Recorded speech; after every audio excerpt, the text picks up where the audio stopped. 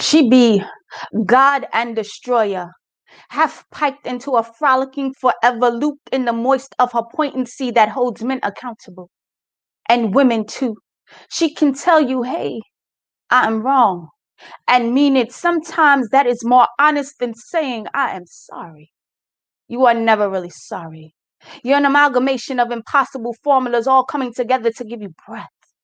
How can something like that call itself sorry? It is this constant labeling and shelving emotions away that we are addicted to. Figure it out next year, next minute. Maybe a dance with a leopard and a twerking tree with fruit that grows eyes out of its seeds above a laughing stop sign, two hexagons to say stop. She can and will love you into a new beginning. But the honesty here is falling not in love, though you will. And we'll do that too, but the fall after the face plant into what you cannot be anymore, what your spirit won't ever again require. This is when the honesty happens, when you call baby like out your flesh and sing an elbowed awakening. She is star spangled melanin.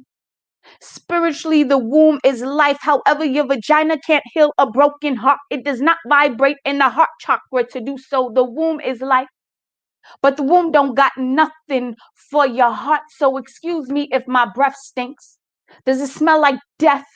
Remind you of the time you thought 2 weeks old leftovers were still fresh. Must run in your lineage because your ancestors are able to stomach having my people sit in their shit. Perhaps they had to eat it.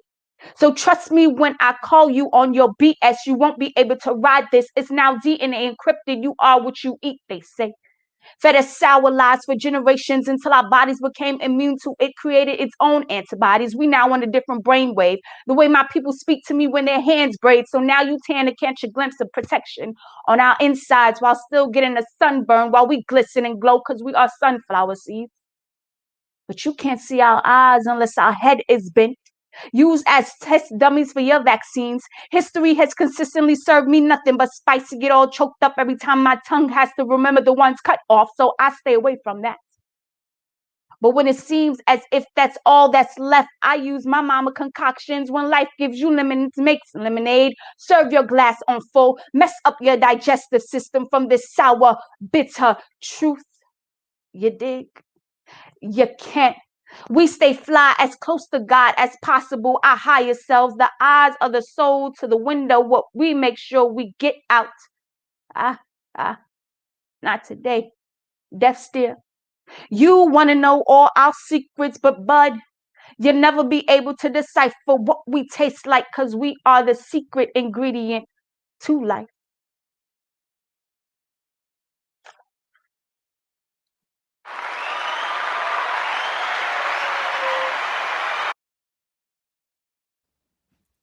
If we can hear the sound of the ocean in a seashell, can we hear the sound of the ghetto in a Coke can?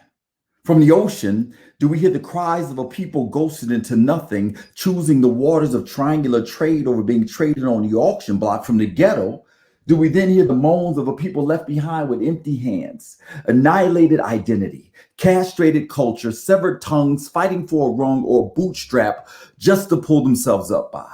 No, there is no ocean and seashell, but it does resonate an ensemble of ambient air, a discarded thing, pulling in the vibrations of a world around it, giving the ear something to dance to, the mind something to think about. Thought becomes desire, turn action, creation, brushstroke becomes painted picture, then pen on page, then poem. We are people powerful enough to turn nothing into something. We make a way out of no way. We turn Section 8s into sanctuaries. We nurture nations with empty pantries. We big mama magic the scraps into fine cuisines and food for the soul. They love how we translate our frequencies.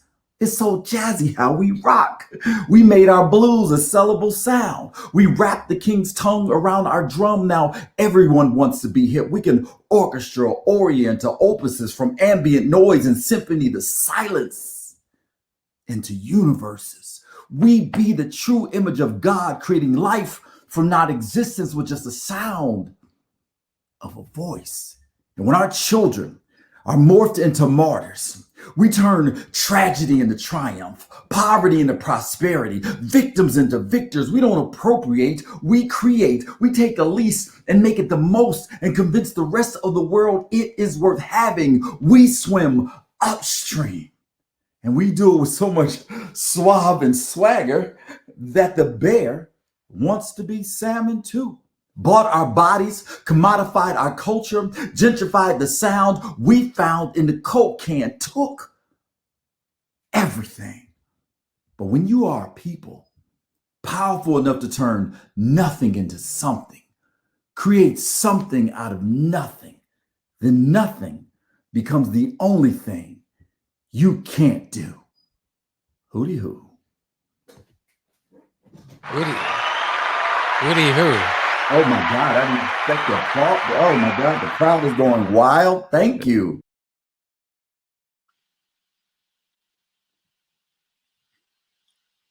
She said, he right. So how am I wrong? He said, he right. So how am I wrong? They say, he right. So how am I wrong?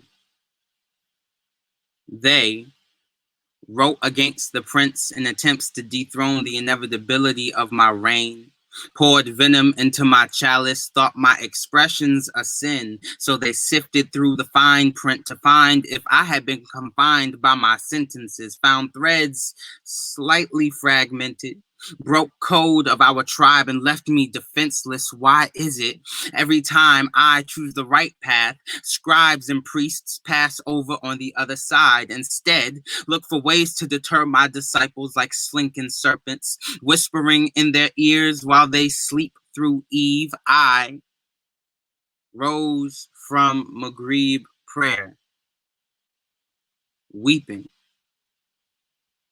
feeling the time of my untimely demise creeping.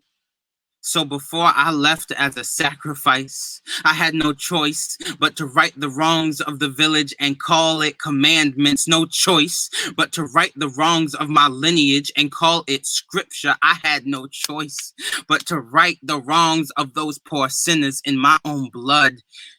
And they called it gospel. And that's that piece. Wow.